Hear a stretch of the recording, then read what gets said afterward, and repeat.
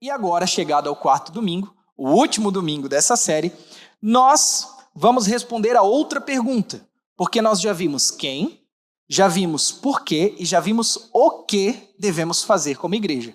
Mas agora nós vamos responder a essa pergunta tão importante quanto as anteriores, que é o quê? Como devemos nos reunir?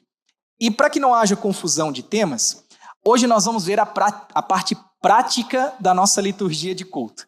Vamos ver o passo a passo de tudo que acontece no culto, desde quando você chega aqui, alguém sobe para falar com você, até a hora que você é enviado para a sua casa. E você vai entender que tudo que é feito com intencionalidade. O culto não é aleatório, o culto não é feito com base no que queremos, mas é naquilo que Deus ordenou. Porque tão importante quanto o que fazemos, é como fazemos. Sim ou não, igreja?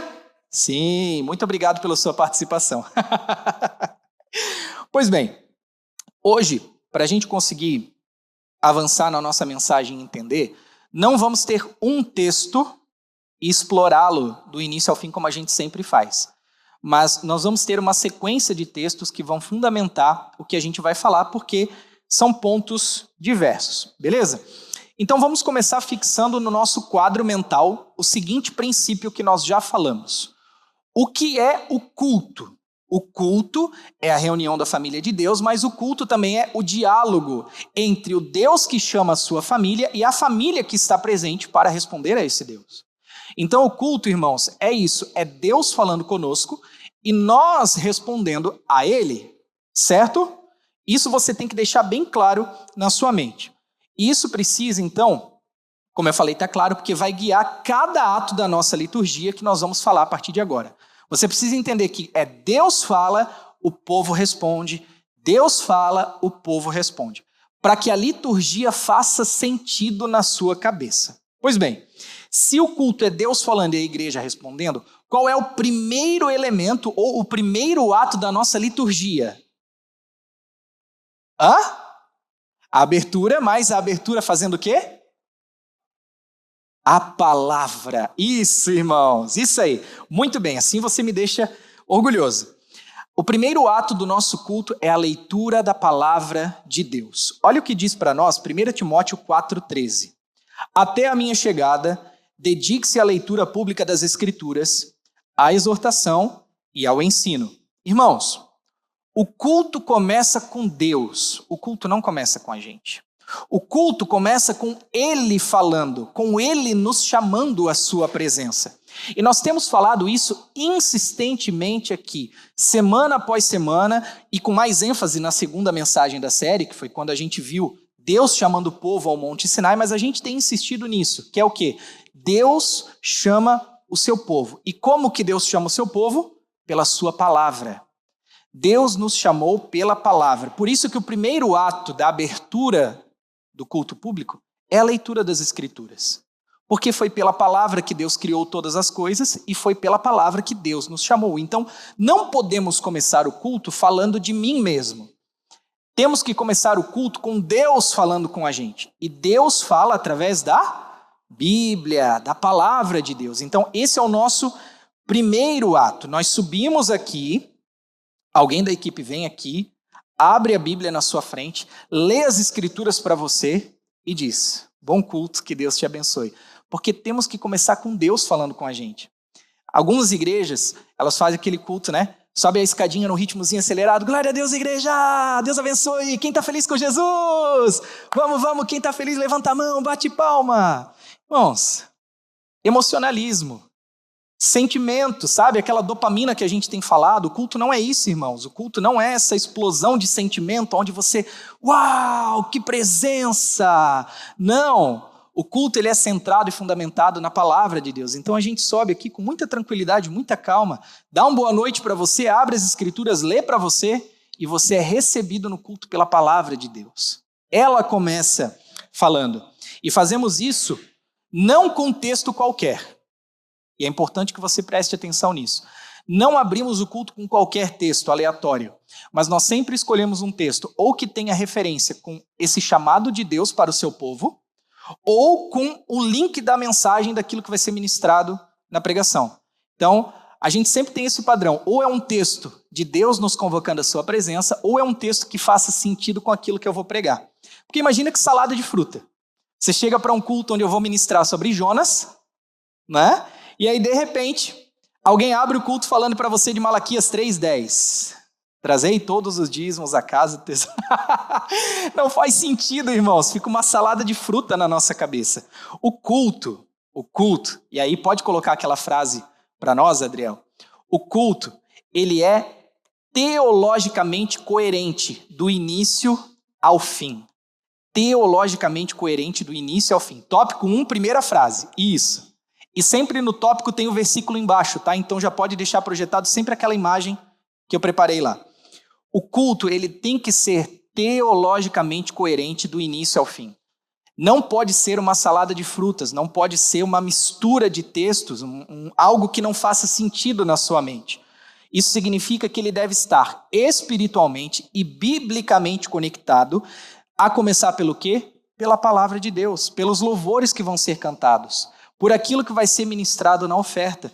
Tudo conecta, a abertura conecta com o louvor conecta com a palavra conecta com a oferta conecta com a bênção do envio. Tudo tem um sentido teológico que linka uma coisa com a outra. Então, é essa coerência bíblica que nós vamos construindo. E esse elemento tão precioso do culto, que é começarmos com a Bíblia, não é um enfeite, irmãos. Também não é um mero hábito religioso, mas se trata de começarmos ouvindo o direcionamento daquele que nos convocou para esse momento. Deus. Deus te convocou para vir para cá, pela sua palavra. Não deixeis de congregar. Vários outros textos, Deus chama o seu povo à reunião pública. E a partir do momento que estamos aqui, Deus fala conosco como Ele quer ser adorado. Por isso que o ato da leitura da palavra é o primeiro ato do culto. Então, quando alguém vem fazer a abertura com você aqui, falar para você, não trate com desdém quem está aqui falando. Ah, é só abertura. Não, irmãos, a abertura é tão importante quanto a pregação, é tão importante quanto o louvor. Por quê? Porque na abertura Deus já está falando com você.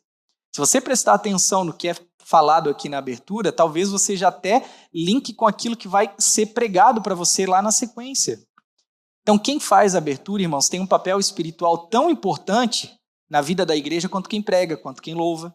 Tão importante. Então, a abertura tem que ser feita com reverência e temor também nos nossos corações. Porque quando a Bíblia é lida, Deus está falando. Amém? Amém. Glória a Deus. Depois disso, feita a abertura, depois que Deus fala com a igreja, o que a igreja deve fazer? Responder. A igreja deve responder ao Senhor. E como que a igreja responde a Deus? Aí é o tópico 2, pode projetar o tópico 2 para nós. Respondemos com os cânticos espirituais. Colossenses 3,16, ele diz que a palavra de Cristo habite ricamente em vocês. Instruam e aconselhem-se mutuamente em toda a sabedoria, louvando a Deus com salmos, hinos e cânticos espirituais e com gratidão no coração. Você concorda comigo que o povo de Deus é um povo que canta por natureza, né? A gente está todo tempo cantando. Eu canto muito em casa, sozinho, no culto aqui, eu estou sempre cantando. Às vezes eu invento umas letras, mas... E tem gente que também canta aleatório, mas enfim. Mas a questão não é que cantamos, a questão é que não cantamos por nada. Nós cantamos porque cremos. E cantamos também aquilo que professamos como igreja. Não cantamos qualquer coisa, irmãos. Cantamos porque cremos e cantamos aquilo que cremos. Tá pegando? As músicas do culto são teologia cantada.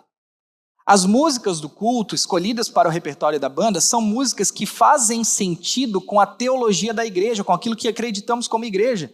Você não vai ver a gente aqui cantando Sabor de Mel, por exemplo. Por quê? Porque não é a nossa teologia cantar Sabor de Mel. Você não vai ver a gente cantando aqui músicas, por exemplo, que quem te viu passar na prova e não te ajudou. Nunca. Por quê? Porque não faz sentido com a nossa teologia, não é o que acreditamos como igreja. Mas você vai ver nós cantando canções que exaltam ao nome do Senhor, ao único que é digno de receber. Então, o que cantamos, cantamos porque cremos. Música no culto é teologia cantada. Então, o que escolhemos para o culto não é com base no que está em alta no YouTube. O que escolhemos para o culto não é com base no que está mais tocado na rádio. Mas o que escolhemos no culto tem a ver com a fidelidade doutrinária dessas músicas com as Escrituras. É isso, irmãos. Não basta apenas ser música. Precisa ser o que Colossenses diz. Precisam ser cânticos espirituais. Músicas que exaltem ao nome do Senhor. Não músicas que falem com o nosso ego, com aquilo que eu quero, com aquilo que eu preciso. São músicas que exaltem a Deus. Se estiver fazendo sucesso e for bíblica, ótimo, né? Salva de palmas, melhor ainda. Mas o nosso critério de escolha não é a popularidade.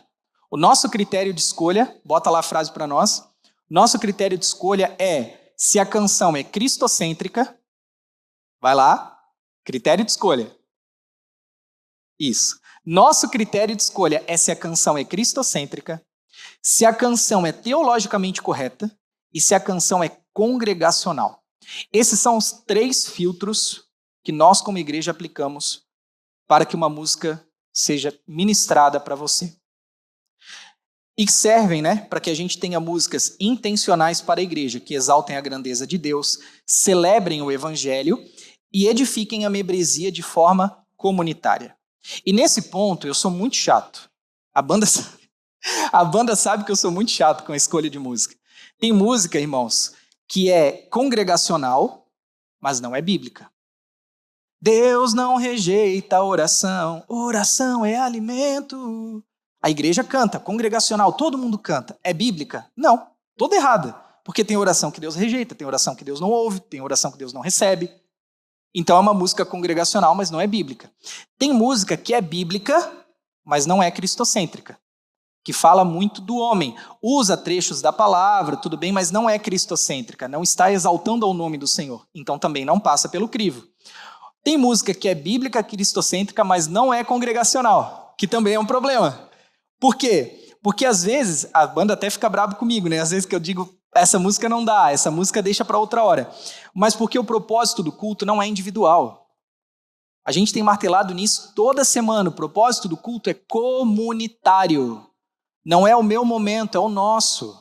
Não é o seu momento, é o da família de Deus. Então as músicas precisam ser músicas congregacionais, que a gente possa cantar juntos, que a gente possa, louvar a Deus juntos, porque a liturgia não fala sobre mim, a liturgia fala sobre nós. Esse é um ponto. O canto na igreja é um ato de adoração coletiva. Nosso momento como família, nosso momento de cumprir o que diz a palavra, e assim como diz Colossenses, instruirmos, aconselharmos e encorajarmos uns aos outros. Esse é o momento em que a igreja está respondendo a Deus. Deus falou conosco através da sua palavra, agora nós estamos respondendo. E a resposta vem da família de Deus. Então a igreja responde a Deus com cânticos espirituais. Então a banda, quando a banda começa a tocar as 4 canções do repertório, não fica de boca fechada, irmãos, pelo amor de Deus. Canta. Acompanha quem está aqui cantando. Quando a banda estiver ministrando, canta junto. Vai junto. Levanta suas mãos. Abre sua boca. Adore ao Senhor também junto com eles, junto com a sua família, irmãos. Amém? Porque os nossos cantos são a nossa resposta como igreja para o chamado de Deus. É isso. É isso que precisamos ter. Inclusive, é por isso que nós não apagamos todas as luzes durante a ministração do louvor.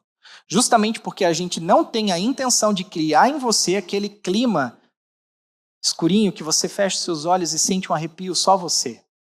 Não, nós não apagamos as luzes de maneira proposital. Nós deixamos não todas acesas, mas uma boa parte. Por quê? Porque você não precisa de sentimentalismo para adorar a Deus. Você precisa adorar a Deus em espírito e em verdade. E isso não tem a ver com luzes baixinhas, fumaça rodando no meio da igreja. Isso não tem a ver com aquilo que você sente na pele, tem a ver com aquilo que você crê. Cantamos porque cremos, não cantamos porque sentimos. Amém? Cantamos porque cremos. É isso, é isso. Seguindo adiante, passado a parte dos cânticos, o próximo ato do culto é a vez de Deus falar. Deus falou, a igreja respondeu. Deus vai falar novamente. Através do quê? Pregação. Isso aí. Terceiro ato é a pregação da palavra. 2 Timóteo 4, 1 a 2, e aí deixa eu abrir aqui. 2 Timóteo 4, 1 a 2 vai dizer assim: diante de Deus e de Cristo Jesus, que há de julgar vivos e mortos, pela sua manifestação e pelo seu reino, peço a você com insistência que pregue a palavra, insista, quer seja oportuno, quer não, corrija, repreenda, exorte com toda paciência e doutrina. Aqui é o ponto alto do culto, é o ápice da nossa reunião, a pregação do Evangelho, a proclamação das Escrituras. Como a gente aprendeu na semana passada, a exposição da palavra, ela ocupa esse lugar central do culto. Ela é o momento, o eixo central, porque é quando Deus está falando de maneira mais extensa, através da sua palavra com o seu povo. Na abertura, Deus fala, sim, mas um trecho menor. Agora, na pregação, nós estamos dedicando um tempo de 30, 40 minutos para ouvir Deus falar de maneira mais extensa qual é a sua vontade para as nossas vidas. Então, o ápice do culto, o ponto alto do culto é a pregação da palavra. E nessa hora, não é a banda, não é a estrutura, também não é o pastor, mas é a palavra de Deus que está em evidência falando conosco. E quando Deus fala com a gente, nada mais pode disputar a nossa atenção. Quando Deus fala com o seu povo, nada mais pode tirar e disputar a nossa atenção.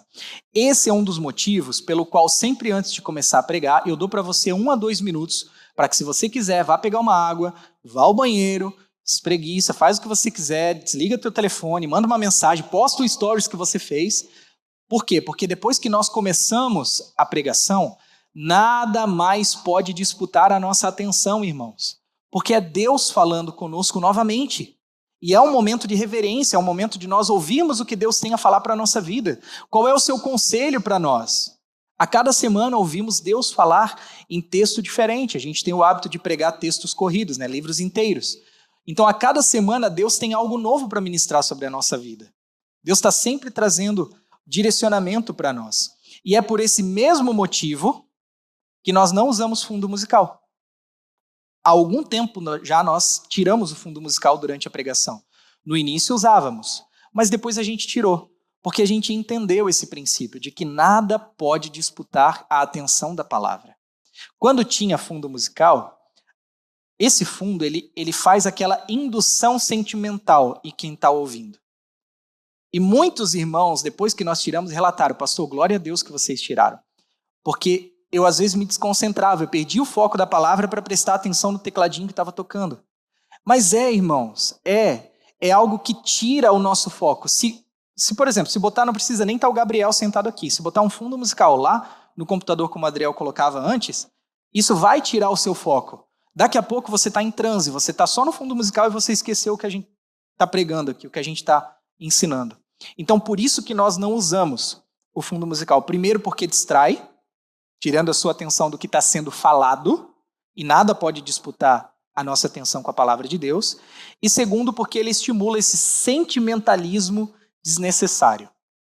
Quem adere ao fundo musical, adere porque quer criar essa ambiência sentimental no meio da igreja. Não tem outra explicação, irmãos. É porque fica bonitinho. Não é só porque fica bonitinho. É porque cria uma ambiência que mexe no seu coração, mexe na sua emoção. Uma nota menor, um lá menor ali melódico, né, Gabriel? Tocando um lá menor ali, nossa, irmãos, é de chorar. Eu falo aqui, se eu falar de oferta aqui, você chora com o lá menor do teclado. Irmãos, Então, não precisa. A intenção não é provocar essa sensação de quebrantamento em você, porque o efeito é justamente o contrário. Não cria quebrantamento verdadeiro, um quebrantamento que seja fruto da ação do Espírito Santo no seu coração. Na verdade, esse fundo musical cria em você só uma emoção superficial, algo que você está ali, despertado por sons cuidadosamente escolhidos para tocar o seu emocional.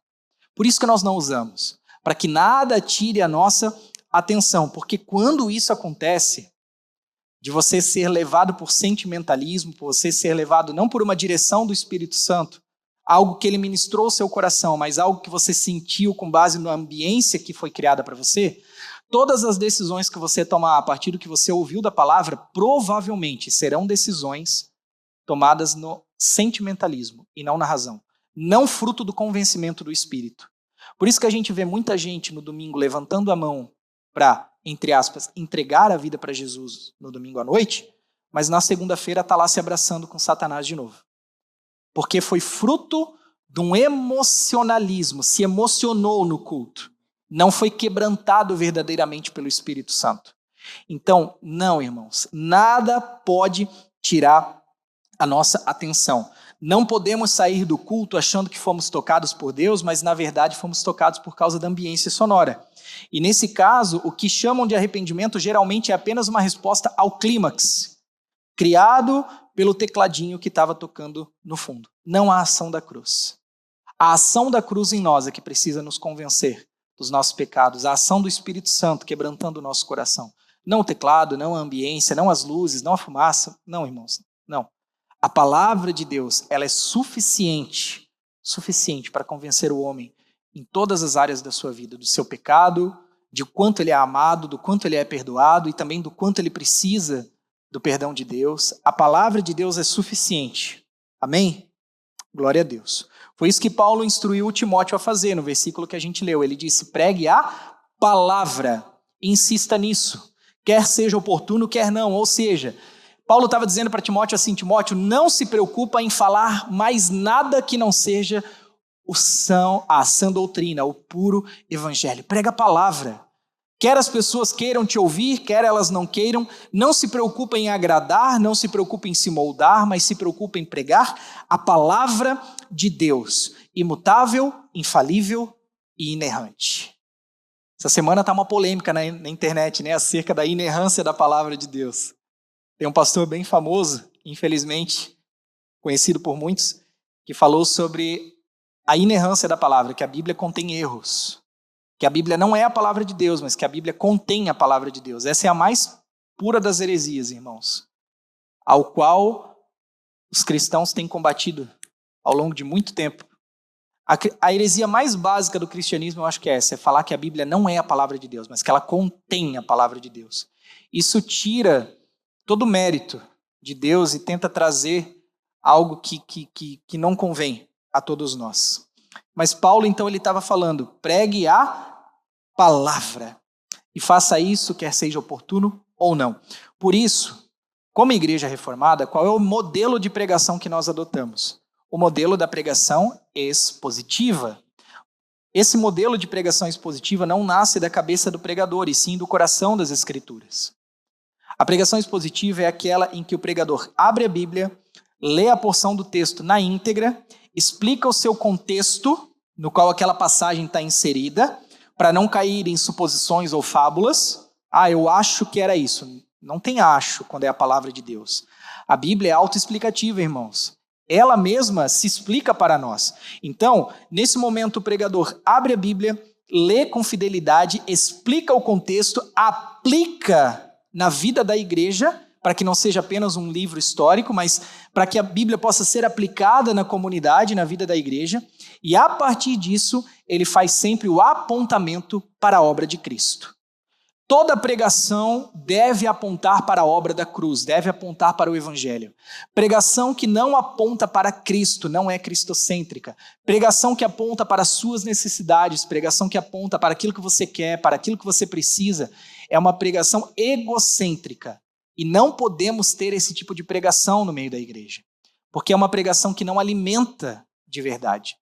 A pregação que alimenta de verdade é a pregação que lê as Escrituras com fidelidade, explica as Escrituras no seu contexto e aplica para a vida da igreja. Ler, explicar e aplicar. E nós acreditamos, então, que a forma mais fiel e saudável de fazer isso para você é através da pregação expositiva, onde nós pegamos um fragmento de texto, geralmente um parágrafo que faça o pensamento do início ao fim do autor, e nós explicamos ele para você e aplicamos ele na sua vida. Existem pregações também que são as pregações temáticas. Pregações temáticas é quando faz a reunião de vários textos para justificar uma ideia, um pensamento. Não adotamos essa pregação, nós adotamos a pregação expositiva. Então você vai no mesmo texto comigo do início ao fim. Sim ou não?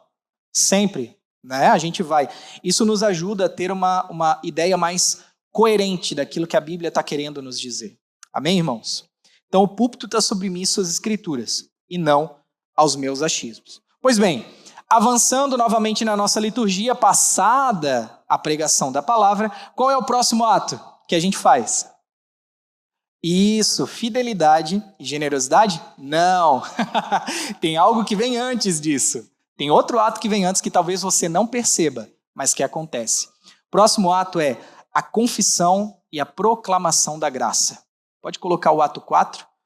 1 João 1,9. Se confessarmos os nossos pecados, Ele é fiel e justo para nos perdoar os pecados e nos purificar de toda a injustiça. Depois que nós ouvimos o que Deus falou através da sua palavra, nós vamos novamente responder ao Senhor. Como? Dando dinheiro? Não, irmãos. Não. Nós respondemos ao Senhor orando e confessando os nossos pecados, a nossa miséria, a nossa fragilidade diante dele. Nós acabamos de ser expostos à voz de Deus, à palavra de Deus falando conosco e requerendo de nós uma mudança, uma transformação. A partir desse momento, qual é a resposta que a igreja tem que dar?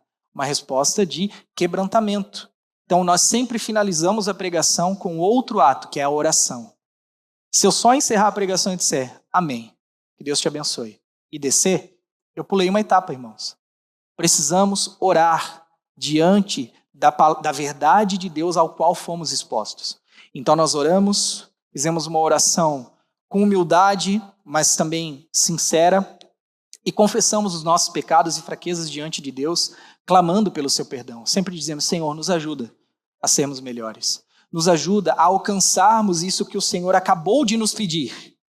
Essa é a nossa oração aqui, palavra após palavra. Nos ajuda, Senhor, nos transforma, molda o nosso caráter, nos ensina a ser mais parecidos com teu Filho Jesus. E a partir disso, a partir da nossa oração, Deus responde à nossa oração proclamando a sua graça sobre o seu povo. É o que diz 1 João 9, se confessarmos nossos pecados, Ele é fiel e justo para nos perdoar e nos purificar. Então esse quarto ato, que é a confissão e a proclamação da graça, ele é um ato conjunto. Falamos com Deus e ao tempo que falamos, Deus nos responde com a sua graça dizendo, eu estou com vocês. Entendeu? Falamos e Deus responde já de imediato. Então, agora, passada essa parte, passado esse ato e chegando aos momentos finais do culto, nós avançamos para o quinto ato da nossa liturgia, que é quando nós respondemos em gratidão ao Deus que nos deu tudo. Aí agora sim, nós partimos para a outra resposta da igreja, que é uma resposta de fidelidade e generosidade. É o quinto ato. 2 Coríntios 9, 7. Cada um contribua segundo tiver proposto no coração, não com tristeza ou por necessidade, porque Deus ama quem dá com alegria. Há pessoas que não gostam de tratar sobre esse assunto na igreja.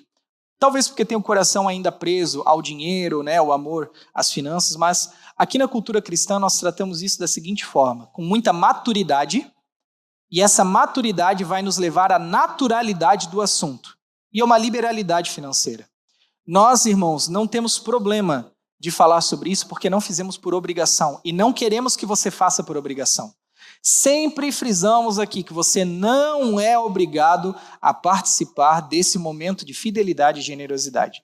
Nunca você vai ver de nós uma exigência financeira de você. Nunca, isso jamais vai acontecer.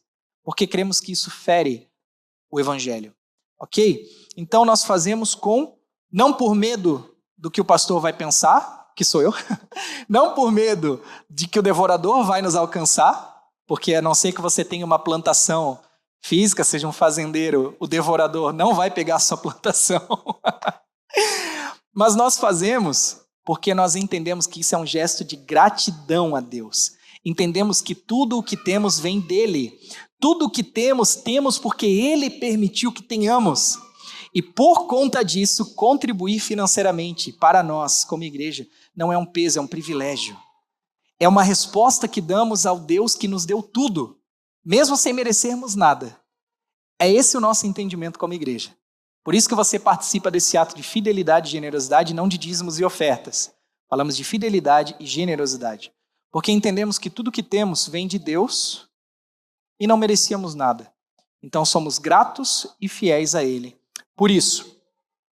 Então é hora de respondermos ao Senhor com o nosso coração através dos recursos, dizendo: Senhor, tudo que eu tenho vem de Ti. E agora, com alegria e gratidão, eu devolvo uma parte como expressão do meu amor. Então guarda isso no seu coração e fechamos esse ato. Doamos porque amamos ao Senhor e a sua obra. Esse é o princípio máximo. Doamos por amor, não por obrigação. Por amor. Amamos a Deus e a sua obra e por isso doamos. Pois bem, por fim, após respondermos ao Senhor com os nossos recursos, ouvimos os recados finais, que sempre falamos aqui, recado da cantina, isso, programação da semana. Agora nos encaminhamos para o encerramento do culto com o sexto e último ato da nossa liturgia, que é a bênção de envio.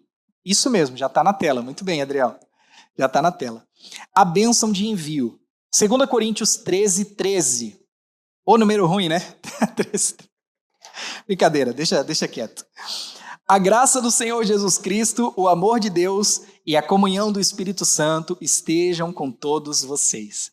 O culto termina como começou, com a palavra de Deus sobre o seu povo. Nós ouvimos a pregação, respondemos ao Senhor e agora essa bênção do envio não é um pedido pessoal para que tudo dê certo na nossa semana. Apesar de que a gente sempre fala, né, que a sua semana seja abençoada, uma semana de céus abertos, mas o que essa bênção está por trás, o que está por trás dela, na verdade, é que agora, é mais ou menos Deus dizendo assim: agora vocês ouviram as minhas palavras, ouviram a minha vontade para vocês, o que eu quero de vocês para essa semana, e agora vocês vão ser enviados para que essa minha vontade seja cumprida na vida de vocês ao longo dessa semana. Então vão e cumpram o ID, porque eu estou com vocês. Essa é a bênção do envio. Por isso que nós sempre encerramos com essa bênção. A igreja chega como povo reunido e sai como povo enviado. É isso, irmãos. Esse é o princípio. A igreja é enviada para o mundo com coragem, fé e santidade. Chegamos como povo reunido e saímos como povo enviado. Guardados pela graça de Deus, pelo amor de Deus, pela graça do nosso Senhor Jesus e pela comunhão do Espírito Santo, enviados para mais uma semana onde o que ouvimos terá que se cumprir. É a expectativa de Deus, que a gente ouça e responda ao que Ele pediu, não é? Por isso, então, Deus nos envia debaixo da sua bênção dessa maneira. Amém? Chama a banda aqui em cima comigo novamente, podem subir. E para nós concluirmos, nós chegamos ao final dessa série. Uau! Série tão boa, né? Eu gostei bastante, não sei você, mas eu tenho um sentimento de muita gratidão por essa série, porque é uma série que nos ajudou de uma maneira muito particular a trazermos de volta esses princípios do que é o verdadeiro culto cristão. Em um mundo, em uma sociedade onde os valores cristãos históricos se perderam, nós trazermos essa historicidade, esses elementos para a nossa vivência de igreja é muito precioso. Trazer esse esclarecimento para você é muito precioso. Agora, irmãos, a minha oração é que a cada vez que você vier para a igreja, você tenha isso gravado na sua mente. O que fazemos? Por que estamos aqui? Como devemos fazer? Que isso tudo faça sentido na sua mente. Que a abertura do culto você entenda que é Deus falando. Que os cânticos espirituais que você está cantando, você entenda que é a sua resposta para Deus. Você está falando com Ele. Que a pregação da palavra, você entenda que Ele está falando com você mais uma vez. Que depois a sua oração, você entenda que é essa sua resposta do seu coração às verdades que você foi colocado diante. Que depois você entenda que Deus está derramando graça sobre você a partir do seu pedido de perdão. Na sequência, que você entenda que o momento de fidelidade e generosidade, você também está respondendo ao Deus que te deu tudo. E que depois a bênção do envio, você entenda finalmente que é Deus te enviando para mais uma semana onde a palavra dele tem que se cumprir na sua vida. Chegamos como povo reunido e saímos como povo enviado. Tudo isso que você ouviu, que você aprendeu, está no nosso mural da igreja. Quando você chegar, vai ficar ali por um tempo. Então, quando você chegar, leia para relembrar, para você entender. Essas mensagens todas estão gravadas no YouTube, no Spotify. Ouça novamente. Mande para alguém que precisa conhecer o verdadeiro sentido do culto bíblico e cristão. Eu tenho certeza que se você prestou atenção em tudo que foi falado nessas 4 semanas, nessas 4 mensagens, o seu olhar sobre o culto nunca mais vai ser o mesmo. Seja aqui, seja em outra igreja, qualquer outro lugar, você vai ficar mais criterioso. Você vai passar um pente fino um pouco maior, que você vai dizer, eu sei como o culto tem que acontecer de acordo com a palavra de Deus. E você vai ver que em muitos lugares o culto não é isso. O culto é uma reunião aleatória, bagunçada, enfim. Já passamos desse assunto, né? Já falamos. E só para a gente recapitular o que vimos hoje, nós aprendemos como devemos nos reunir.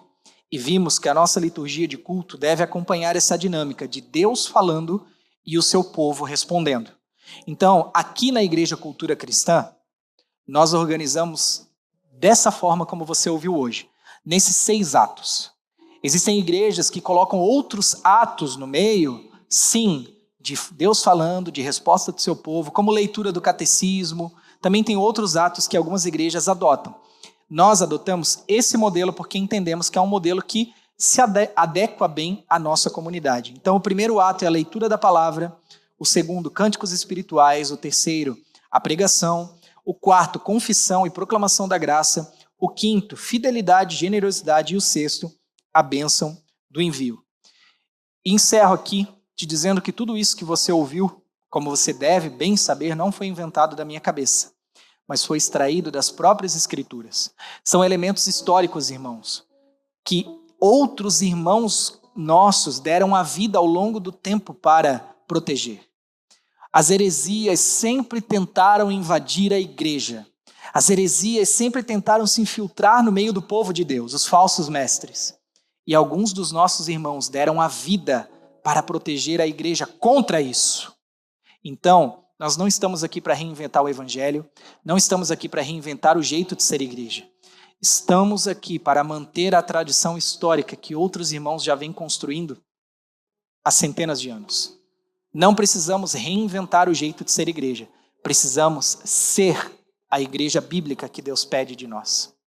Posso ouvir um amém da sua parte?